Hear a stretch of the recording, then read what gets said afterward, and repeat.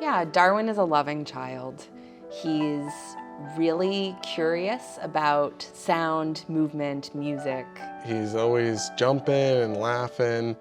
He just seems to really like, everything that's going on around him.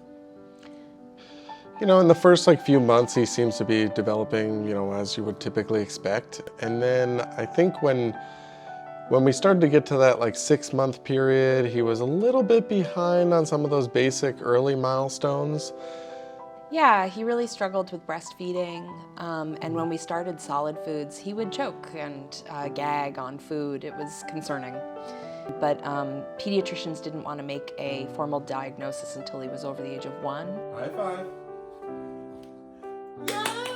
We knew that something was wrong, and our pediatricians knew something was wrong, but they could only diagnose him with a clinical assessment, autism spectrum disorder. But we understood that something else was happening.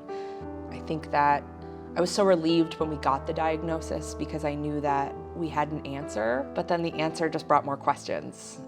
We know what it is, but very little is known beyond that. There's only a couple of papers about it. There's only a handful of children who have been documented about it, but all the information, suggests severe limitations for your child. And so you sort of go through this mourning period of where your child could have been, and then you have to come up with new dreams, which we do. And we're very happy with having Darwin and taking care of him, but you just have to give up a lot of your hopes. Yeah.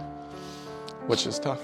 And so when the foundation came, it felt like we're not alone. Someone else knows that we have this problem and help is on the way. And that was just so powerful.